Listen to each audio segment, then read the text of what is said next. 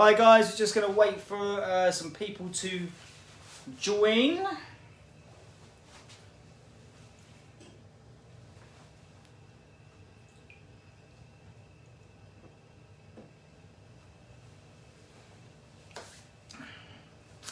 Oh, 7, 8, cool, excellent. Okay, so I've got my phone on the tilt because my my phone holder thing is broken.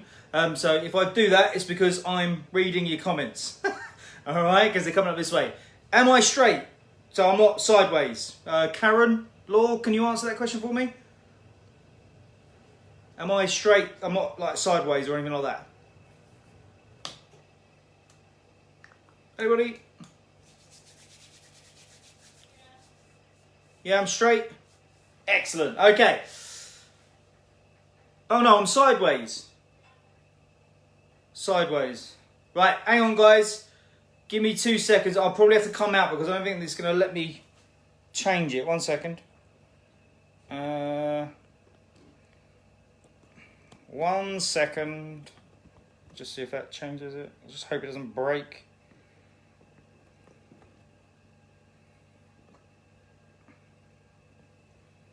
Right, is that better? Anya? Right, cool, we're here. I'm praying my phone doesn't drop. So it's just my dog kicking off about something, I don't know. Okay guys, right, so thank you for coming to join me again. Pleasure to be back with you. Today I'm going to be talking about influences on and the mistakes that we make with our dogs. So this is going to start off with kind of puppies, and then we'll talk about rescue dogs or dogs that you've rehomed as an adult or anything like that further on down the line. Now these are common mistakes that your average pet dog owner will make, and they're quite avoidable. They're silly little things that we don't realise we're doing. So pet dog owners, you should learn obviously quite a bit in this, and obviously my peers and stuff like that. Hopefully you'll pick up on some ideas that I might have that you may not have thought about as well when you're dealing with your clients. So first of all, let's start with puppies. Okay, let's start with puppies. First things first, what I want to discuss really is this is kind of going towards the breeders as well as people picking a puppy from a breeder. And if you go to a breeder, your average kind of age when you pick your puppy is 8 weeks. Okay, that's kind of the average time that your puppy will come home. So the first mistake we make is we can be a bit over enthusiastic about getting our puppy. So sometimes we might, go maybe a week early or a few days before they're 8 weeks old or something along them lines. Now, some puppies are absolutely fine with that, but as a whole, that's the first mistake we make. We take a puppy way too soon from their mum, and they miss out on a lot of learning curves. Mum will teach them lots of stuff, and so will their siblings. So removing them from them too early can actually stop them from learning behaviours that they would have learned straight there and then before they've even come home. Confidence being one of them. So a lot of dogs that I've seen personally have been taken away from their parents young is because they're nervous because of that fact. And also, not every dog is ready to go at 8 weeks old. Some are. Some are ready to go early. Not every dog is ready to go at 8 weeks old. So, breeders, you need to take responsibility for this, of course. But when you go to pick your dog, if you go to pick your dog and your dog's a little bit nervous, a little bit shy, maybe leave them with mum for a little while longer. Let them try and build some confidence up first before bringing them home. And this is going to avoid nervous behaviours in the future. Or, well, not always avoid, of course, but it will give you a good start. Someone wants to be in my video. I don't think you meant to do that. Right, so, but obviously, breeders yourselves, make sure you're taking that into account, okay? I'm sure the majority of well-established breeders know this anyway, okay? But as a whole, it's got to be about the individual dog, okay? So make sure you're picking the dog that is confident and they're ready to leave. They're weaned from mum, they're confident, they're coming towards you, they're not shying away and things like that. If they are a little bit nervous, leave them there a little while longer. That's my opinion. Now, the next thing that we do when we get our puppy is a big pet hate of mine. Okay, I'm sorry if I do offend anybody in the group who run potentially these types of classes, but learn this as an education. Have this as an education tool. There's a few trainers in the area I'm at that hold these, and it is a pet hate of mine. Puppy parties, as they tend to be known as. Now, puppy parties, I'm not talking about puppy socialization classes. So I'm not talking about regimented and structured classes. I'm talking about puppy parties. And these are where you'll go to a hall, perhaps, maybe an enclosed field, with your puppy, meaning obviously the very best for your dog, because you want to get them socialised with other dogs, you want them to be happy and confident around and friendly around other dogs.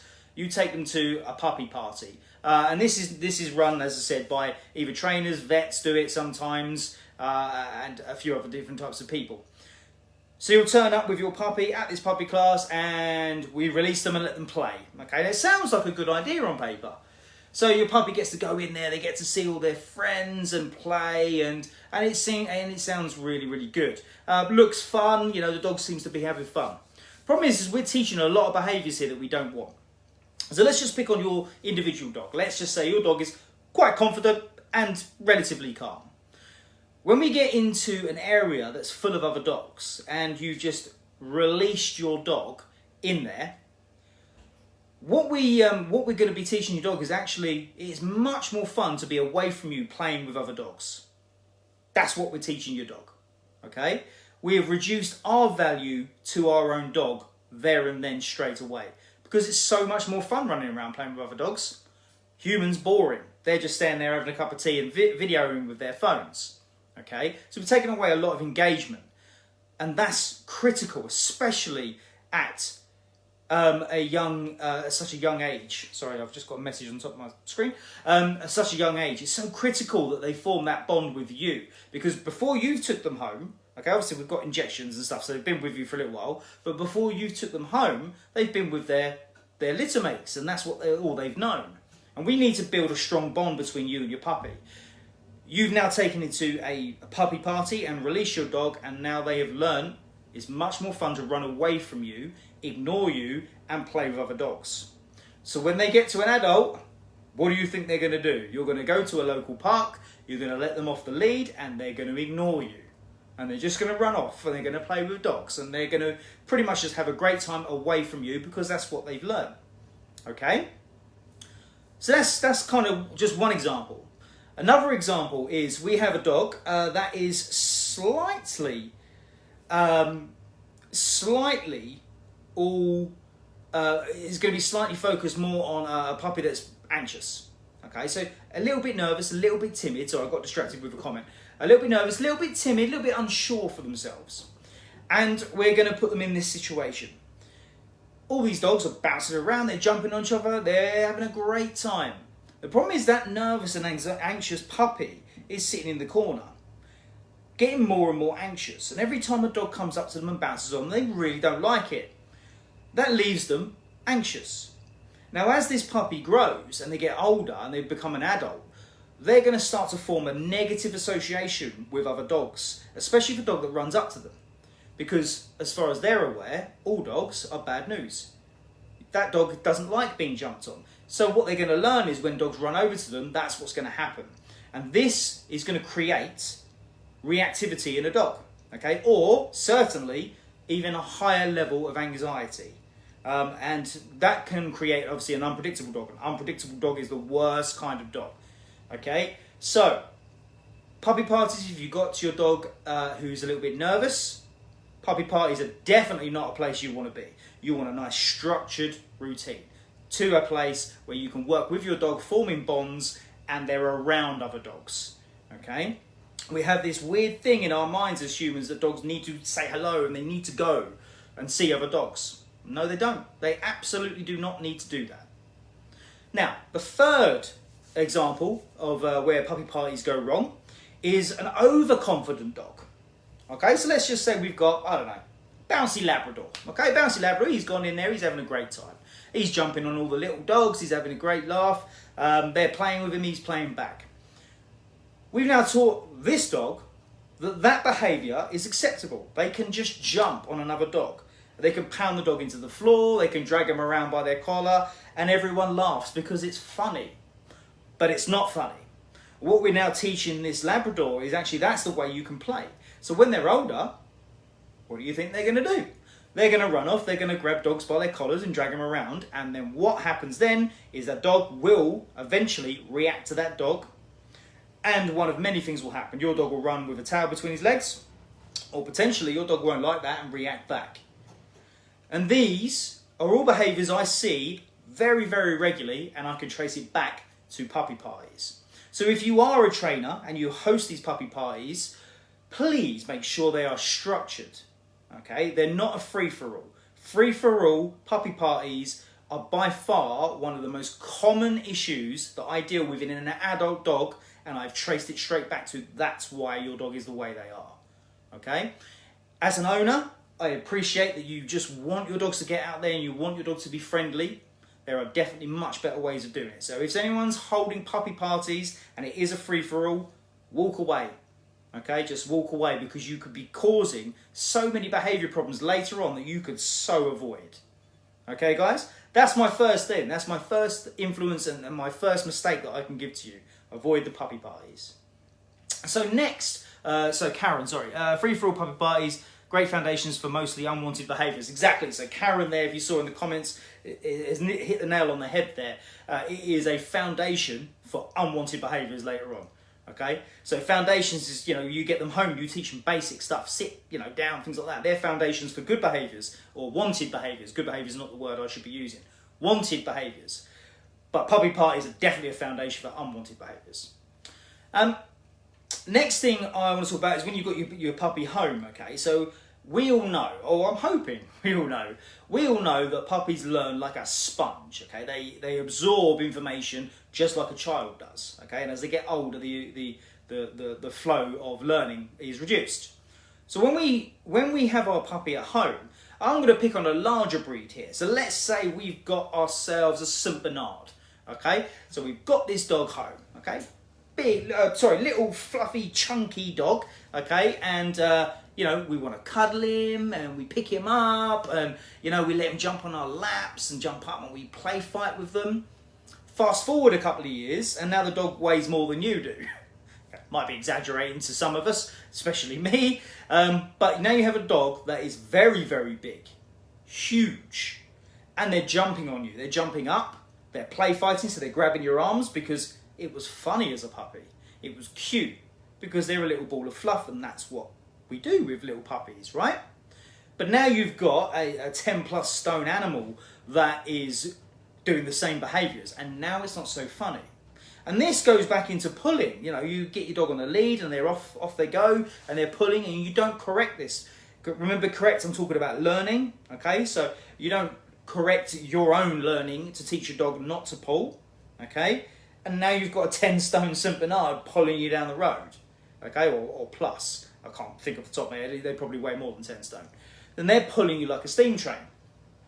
This could have all been avoided straight away as a puppy.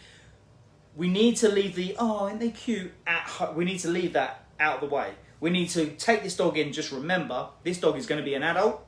What would I not want them to do? Teach it straight away. Okay? Another big mistake, I'll go out to a client and we will discuss, let's just say, recall or pulling on the lead. Again, it's silly little mistakes like not teaching recall and allowing them to do as they please when they're young that could have been avoided, and I wouldn't have to come out to you in the first place. Okay? So there's another mistake. Unwanted behaviours you're allowing at home. Remember, that dog is going to be an adult, and when that dog grows up, they're going to still do those behaviours. Okay? So if you've got a Great Dane and it's jumping on you, maybe start nipping that in the bud straight away. Okay? Right. Okay, so moving on. And we're sticking with the puppies for now, and we're going to apply the next bit over to adults.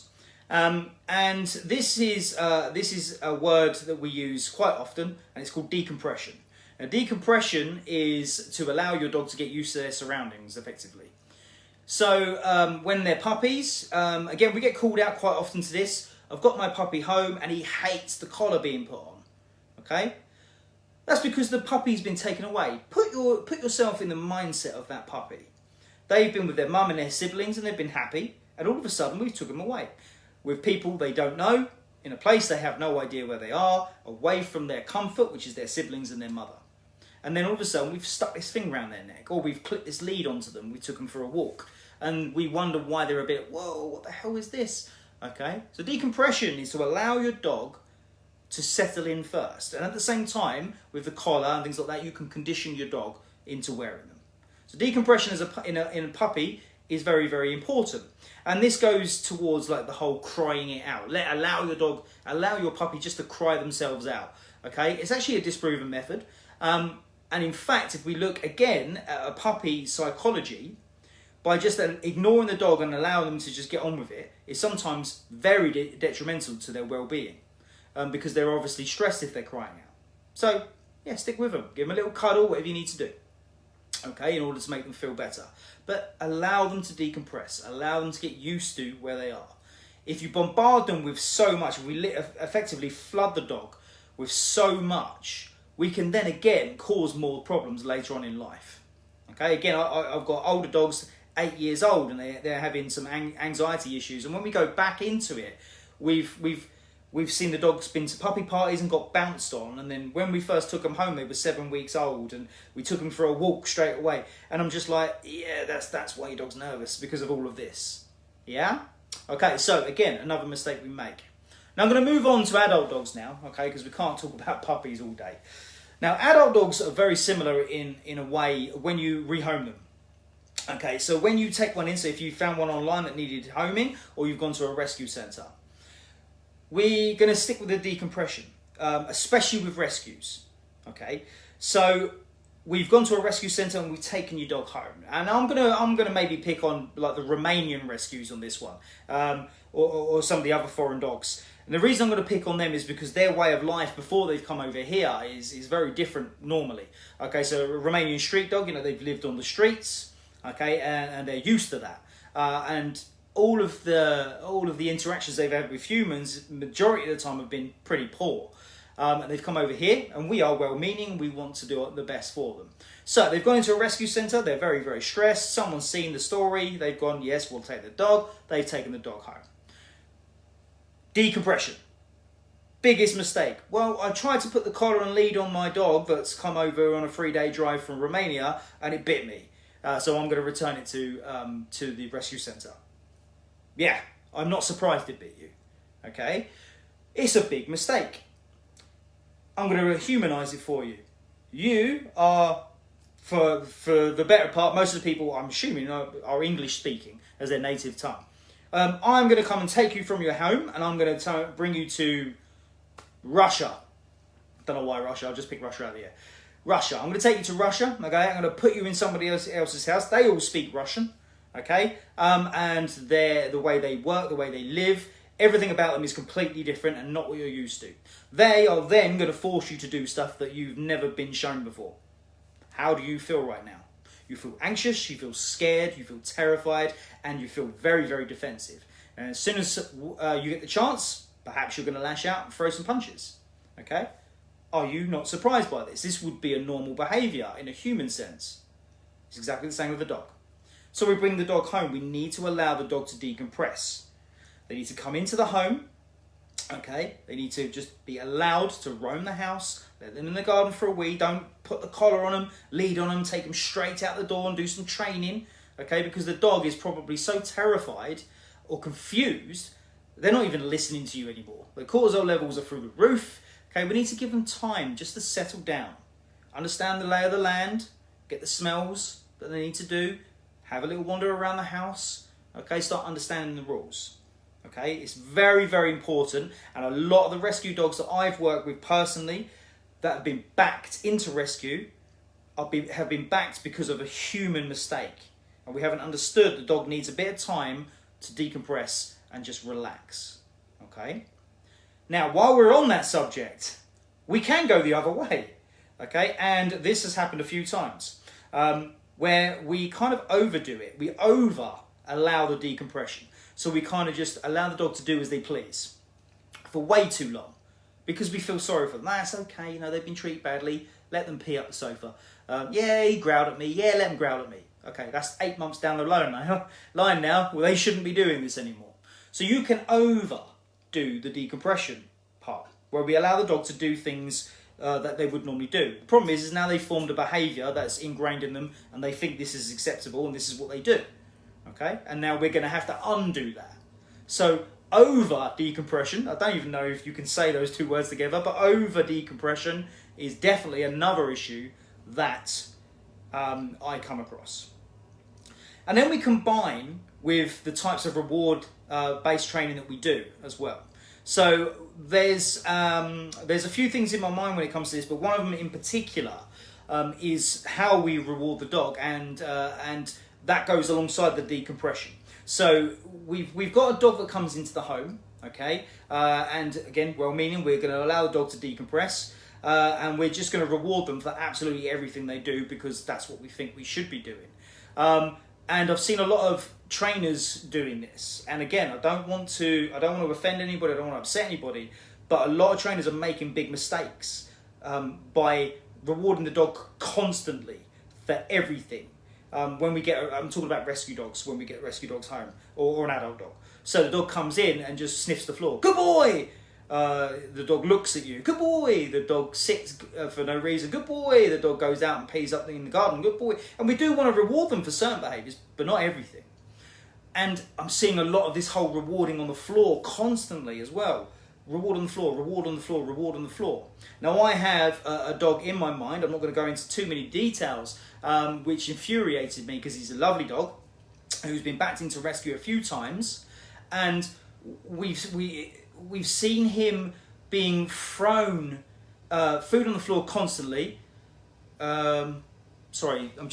Chris Dannon, just a thought while decompressing. Your Romanian dog not on a lead in the garden, they will run and jump. Sorry, Chris, yes, very, very well put.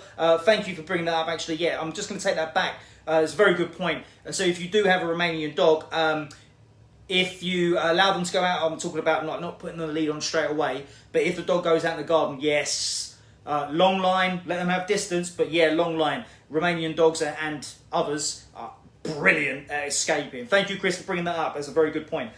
So back to where I was.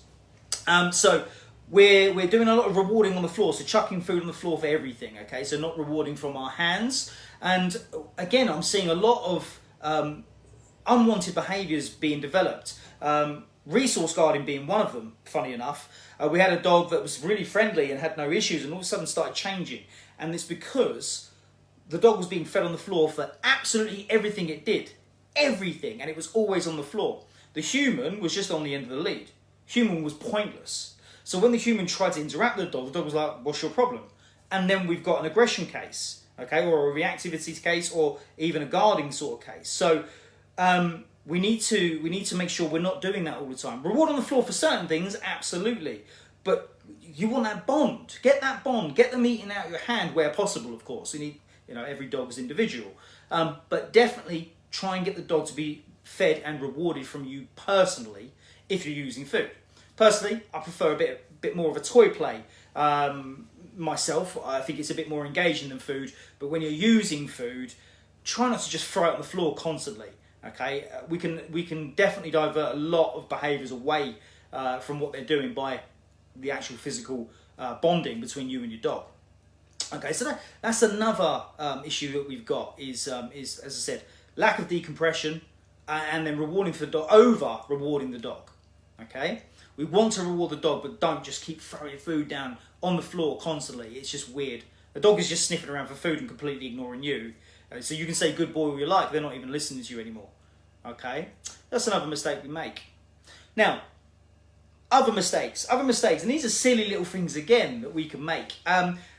We find certain behaviours in our dogs funny, okay? I'm a behaviourist, I've been doing it for 15 years, I've got obviously a lot of peers watching this video, and obviously people with their own dogs. And some behaviours that your dogs do, you laugh at. Funny enough, I did a little video yesterday, which I sent to a personal group of mine, of me just saying to Joey, why did you make that mess? Why did you do it? And he's barking at me. And if I had a problem with dogs barking, am I rewarding that behaviour by laughing and engaging with Joey while he's barking?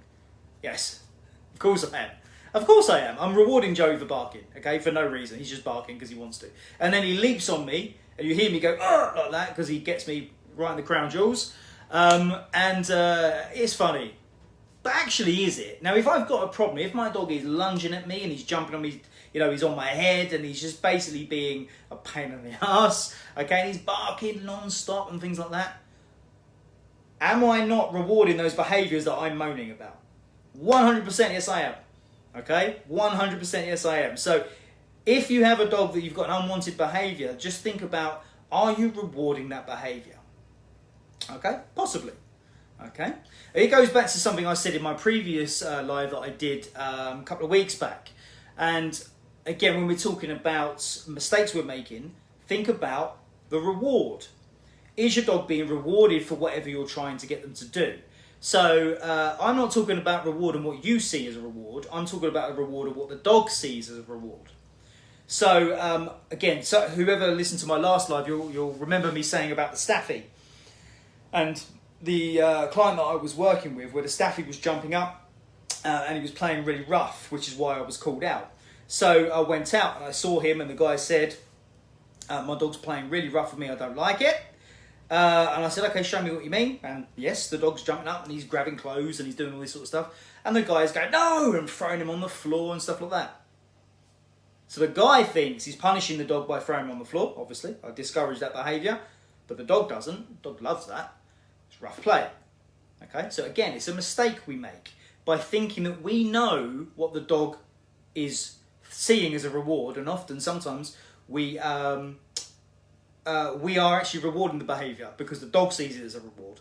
Okay, so let me just have a look at a couple of comments. A difficult concept for us, so many clients to understand. Reinforcement is in the eye of the beholder. Yeah, absolutely. Thank you, Stephanie. Thank you, Stephanie. Yeah, so Stephanie, said it.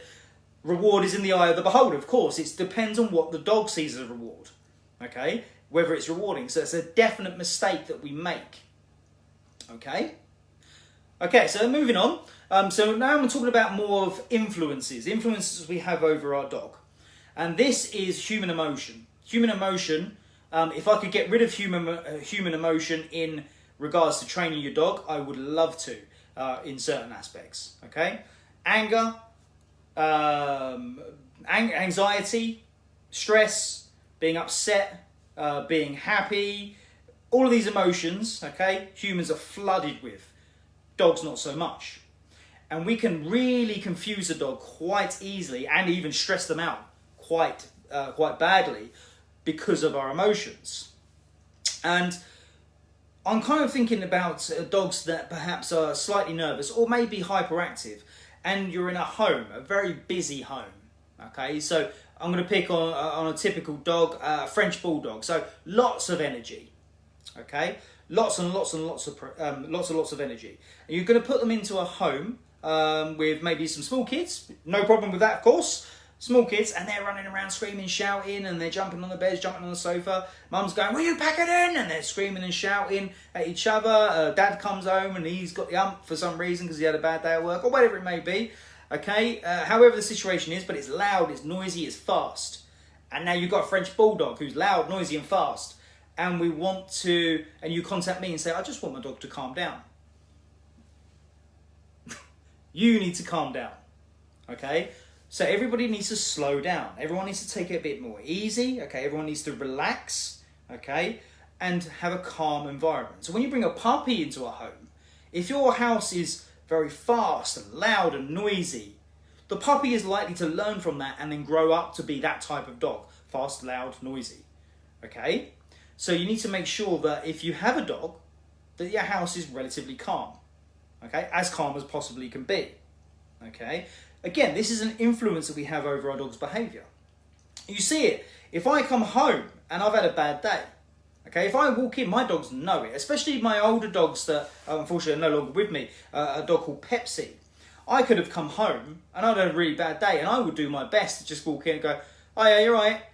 Pepsi just goes, nope. Yep. She knew I had the ump. Straight away she's like, nope, don't want none of that, and she's off. Okay, very sensitive dog. and even the dogs I have now, Yogi not so much, because I don't think he even knows I'm here sometimes, bless him, which is that twat there. This twat, however, is very, very sensitive as well. So if I've come in and I'm upset or anything like that, he reads me like a book and he's on me. Okay. If I'm annoyed, he avoids me. Okay. So dogs are very sensitive to human emotions as well. So an influence we have over our dog is just us being us.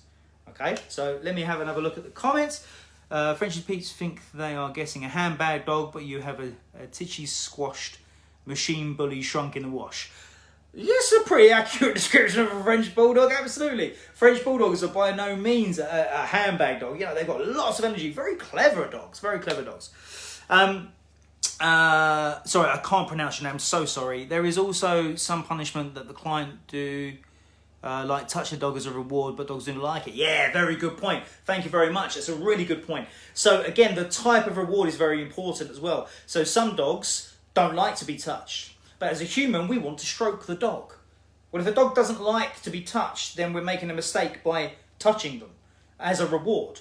So let's just pick on something simple. Sit. Dog sits, you go, good boy, you stroke his head.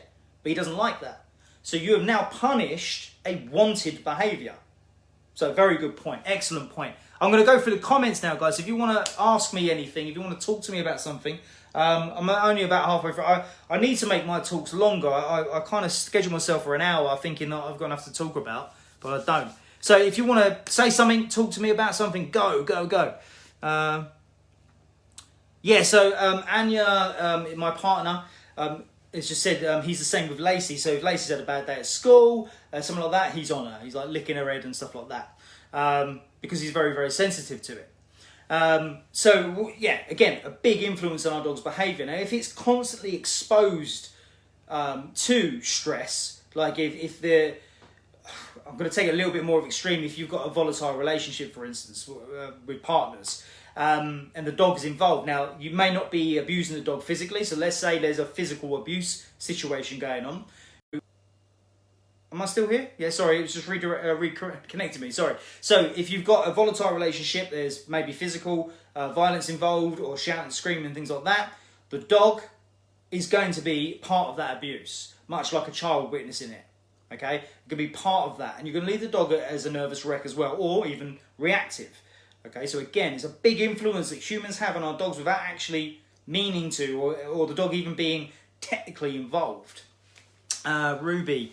People get me nutty deaf chocolate, which I can't eat, so they have to eat it. What? People get me nutty deaf chocolate, which, oh, what a surprise, I can't eat, so they have to eat it. I don't know what you're talking about. Have you been eating some dodgy chocolate? Okay, so yeah, influence on the dog. Julie Rooker, yes, my dog is reactive. Julie, do you want to ask me a question? Obviously, you said your dog is reactive. Why? Why do you think your dog is reactive? You know, can you trace that back? Can you trace that back to a specific event? Puppyhood, for instance, or anything like that? It's okay if you don't want to talk to me. I don't blame you. Dodgy looking. No one's mentioned the glare on my head today, so it's not as shiny, no? I think it is. And you wanted to put some stuff on it to stop it from shining so much. I told her to shut up. No? Okay, guys. So, any other sort of influences you can think of?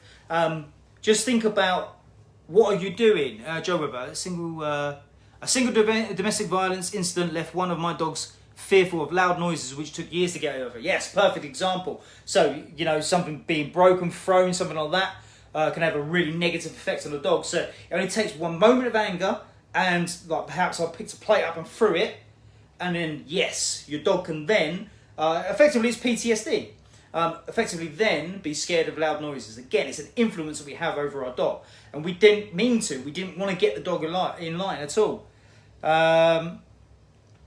Stephanie, sorry, oh, come on, don't fall off.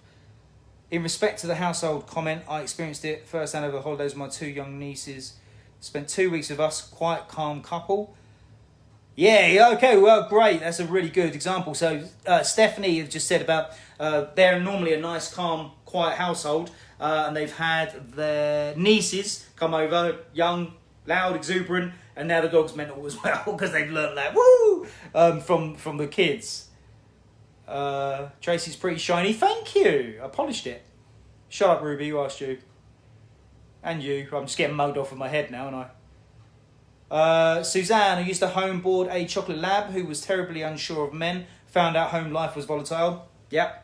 Okay, so again, the man doesn't necessarily have to do anything to the dog. I say man, of course, women can be domestic abusers too, but let's just say in your instance, the man obviously was abusive towards the woman or his partner, I'm assuming it's a woman, and now the dog doesn't like men.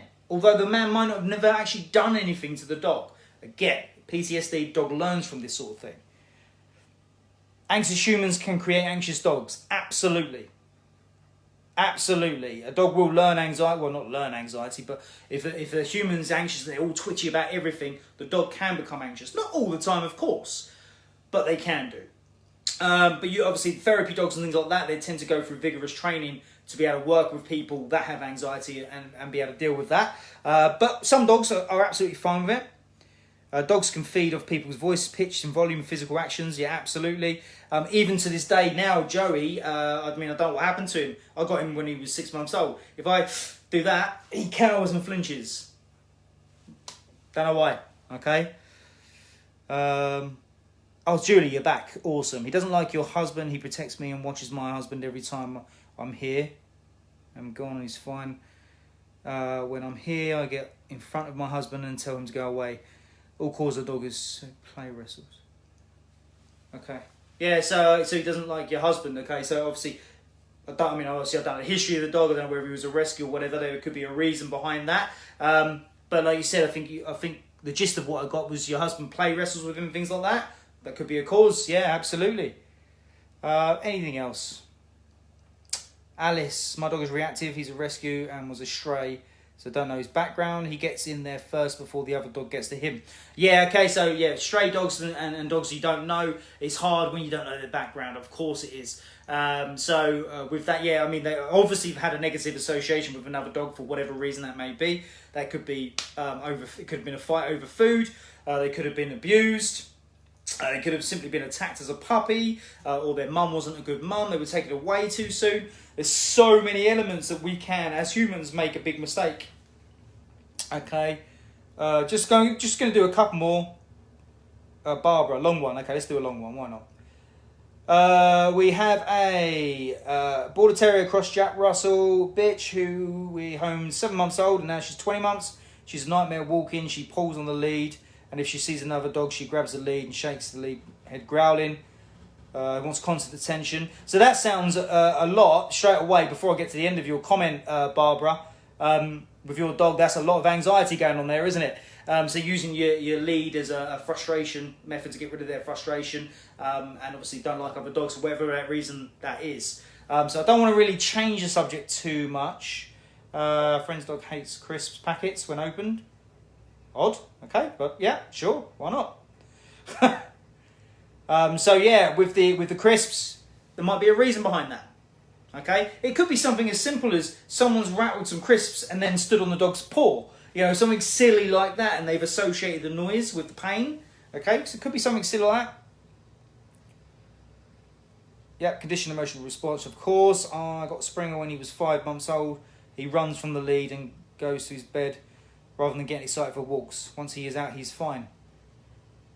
So Kim, when he was 5 months old. Okay, so perhaps, I mean, I don't know where you got him from, Kim, but like spaniels and things like that, sometimes they start off in very old method training for gun dog work, perhaps. And one of those methods, unfortunately, is a whack with a lead if they've moved from a stay or something like that.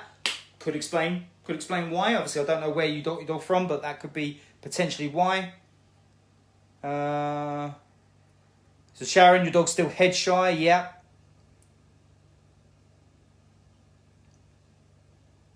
Julie, you and your husband would play wrestling, and since then he doesn't like it. That would make sense. So lots of bond building. Get your husband to feed the dog and things like that. Just to try and form that bit of a bond. Do it together. Okay. So Kim, think he was originally from a farm. So again, not going to say anything about the farmer because different farmers have got different ways of working, but certainly I see that a lot. Okay, so whether they're from working stock, so with the collies, spaniels, things like that, sometimes the farmers can be very, very harsh on them. Not always, of course, and sometimes that leads to a lot of anxiety behaviour. So a la collies, you know, I go to a lot of collies' houses and they're a nervous wreck just because they've been treated really badly by a farmer, unfortunately. Okay, guys, right, so, yeah, okay, so we're about 40 minutes in. Okay, so I'm going to finish off there. There's a comment further up from Remy. Oh, one sec. For some reason, my comments are filled with this person's watching, this person's watching, this person's watching constantly. So, Remy, I'm just looking for your comment. 1 second. Oh, there you are. The more I watch your lives, the more I think about Casper growing up in the house. Lots of shouting and how much of an impact it's had on his behaviour. Now you don't think of these things. Absolutely, Remy, you don't. You don't think of these things. You just get on with it. The dog's not involved in the shouting. The dog's not involved in any of it. So you just assume, well, the dog's a dog, it's fine. But actually, yes, it has a knock-on effect on the dog. So when you get the dog, okay, especially if you get it from a puppy, calm, quiet, relax. Okay, take a little bit of time off work and practice some stuff. Just relax, put your feet up. Let the puppy know it's fine to be cool and chilled. It's okay. And then it's good to have fun when you're engaging with them and try to reduce any sort of arguments or volatile, no, that's not the word I'm looking for, or arguments or stress, anger, anything like that. Just try and keep everything to an absolute minimum where possible. Okay, Chris, yeah, good point, Chris Danan again. Also, farm-bred dogs are not usually socialised well. Yeah, absolutely. They tend to be with their litter mates normally if they haven't been shipped off already.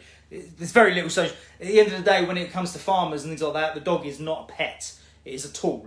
That's all it is, and that's how they treat it often. I'm not saying the farmers don't look after them, but yeah, a farm-bred dog is often definitely not treated like a pet. And Kim, you adopted him from a family that never walked him either, so that would explain a lot. Okay, guys, awesome stuff. Obviously, the videos are always saved on this page anyway, so later on, if you want to come back and watch it, or you want to comment, I'll get back to it. I do go through them. I'll go through them as much as I can anyway. Minimal conflict was the word you were looking for, I think. Yes, thank you, Anya. See, that's why I keep her around, because she keeps me in check. Okay, guys, thank you very much for watching. And again, comment away, and I will get back to you all later on, like tomorrow or something like that, for any questions you've got. I do believe next up is Rachel Bean, so I'm definitely going to be watching that one as well. So stay tuned and watch Rachel. She's awesome. Okay, guys, thank you very much, and hopefully I'll speak to you all again soon.